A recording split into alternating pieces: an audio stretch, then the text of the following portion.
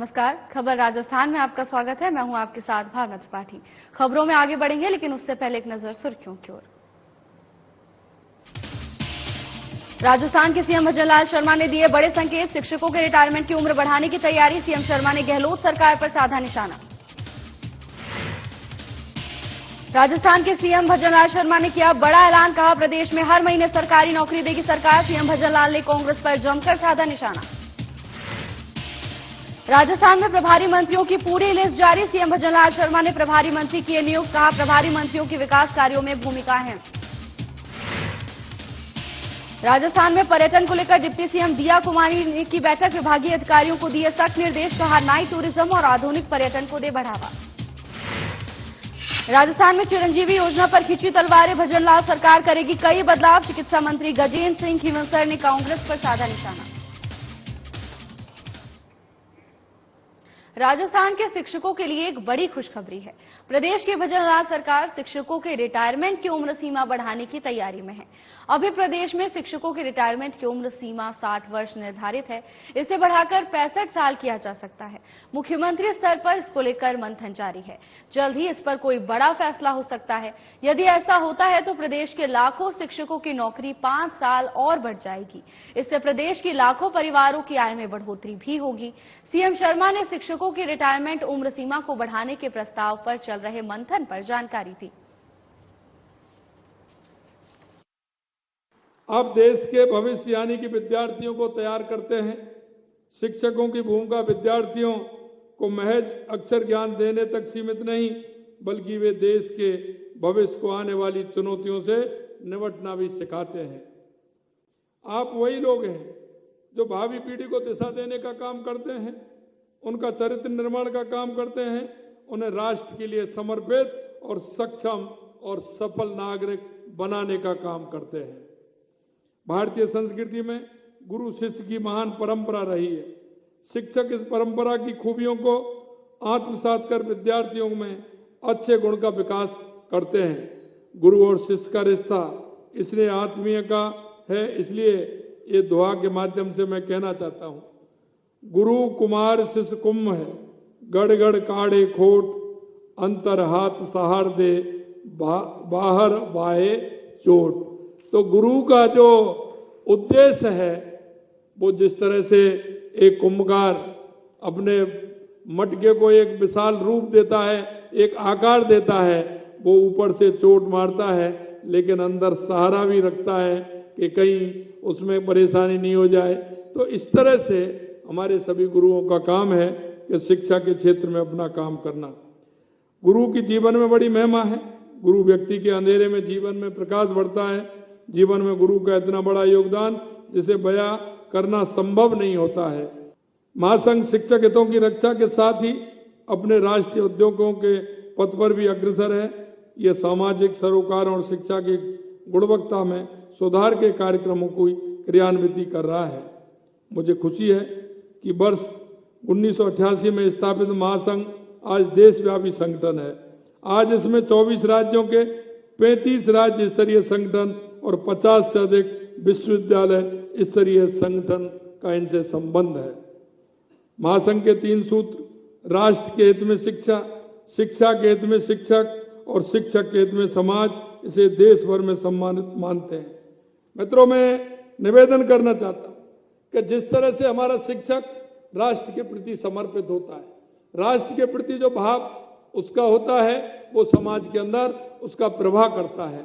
हम कह सकते हैं कि आज हमारे जिस तरह से समाज के अंदर एक शिक्षक को जो सम्मान है, और सम्मान ही नहीं, अग्रणी बन करके समाज को दिशा देने का काम करते हैं, समाज में उन बुराइयों को खत्म करने का काम करते हैं, समाज में एक अच्छा वातावरण बनाने का काम करते हैं, समाज में एक राष्ट्र को सर्वोपरि बनाने का काम करते हैं। शिक्षा के क्षेत्र के अलावा समाज में आपकी पहचान है, समाज को दिशा देने का काम करते हैं। समाज में जब आप काम करते हैं तो लोग आपको मान्यता देते हैं, और मान्यता इसलिए देते हैं कि आप इस राष्ट्र के एक ऐसे नागरिक हैं जो समर्पित होकर के एक राष्ट्र चेतना का काम कर रहे हैं।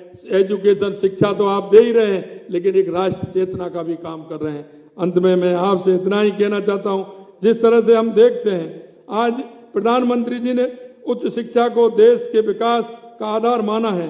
यही वजह है कि 2014 के बाद देश में उच्च शिक्षा संस्थानों में तेजी से बढ़ोतरी हुई है और भारत ने उच्चतर शिक्षा हेतु बड़ी संख्या में नए संस्थानों के अंतर्गत आपने देखा होगा, 2014 से पहले भी देखा होगा और 2014 के बाद 16 IIIT, 7 IIM, 15 एम्स, 390 विश्वविद्यालय स्थापित किए हैं।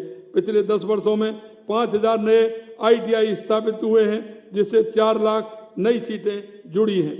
हमने प्रदेश के अंतरिम बजट में सभी वंचित वर्गों तथा शिक्षा की पहुंच को सुलभ करने की दृष्टि से अल्प आय वर्ग के, लघु सीमांत, बटाईदार, किसानों और खेतिहर श्रमिकों के परिवार के छात्र और छात्राओं को KG से लेकर PG तक की निःशुल्क शिक्षा प्रदान करने का हमने प्रावधान किया है। राज्य सरकार उस शिक्षा को बढ़ावा देने के लिए निष्पक्ष फैसला लेगी और इन राज्य से महाविद्यालयों को सामान्य कॉलेजों की तरह संचालित करने का प्रयास भी करेगी। UGC रेगुलेशन 2010 और 2018 में महाविद्यालय एवं विश्वविद्यालय शिक्षकों की सेवानिवृत्ति आयु 65 वर्ष करने की सिफारिश की गई। राज्य में शिक्षकों की सेवानिवृत्ति आयु बढ़ाने के संदर्भ में विचार कर जो भी संभव सकारात्मक निर्णय होगा, राज्य सरकार उस पर भी विचार करेगी। अखिल भारतीय राष्ट्रीय शैक्षिक महासंघ के 62वें प्रांतीय अधिवेशन के उद्घाटन समारोह में सीएम भजनलाल शर्मा ने बड़ा ऐलान किया है। सीएम ने कहा कि हम अब किसी भी विभाग में वैकेंसी खाली नहीं होने देंगे। सभी विभाग के उच्च अधिकारियों को कह दिया गया है कि वो कर्मचारी के रिटायरमेंट होने पर पद खाली होते ही लिस्ट तैयार करें और हर महीने भर्तियां निकालें। सीएम ने बताया कि राजस्थान में नौकरियों में बैकलॉग खत्म करने की दिशा में हमने कई कदम उठाए हैं। अब तक 17,000 युवाओं को सरकारी नियुक्तियां दी जा चुकी हैं। इस साल 70,000 भर्तियां राज्य सरकार की ओर से की जा रही हैं। देश और प्रदेश का युवा ही नवाचार, प्रगति और परिवर्तन का इंजन है। इसे देखते हुए सरकार शिक्षा, व्यवसाय, रोजगार, खेल सहित हर क्षेत्र में युवाओं के सपनों को पूरा करने की दिशा में कार्य कर रही है।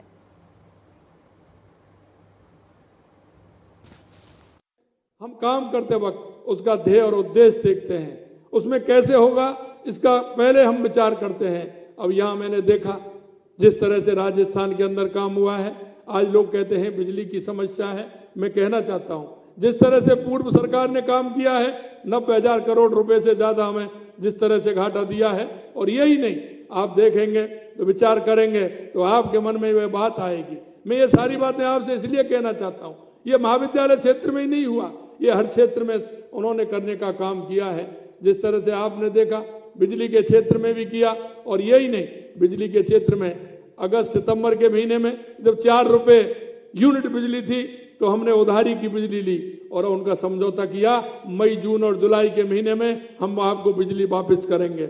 आज हमको 1.67 लाख यूनिट बिजली हर दिन हमको देनी पड़ रही है, क्योंकि वो हमारी उधारी की बिजली है, उसका समझौता है, इसलिए हमें ये काम करना पड़ रहा है।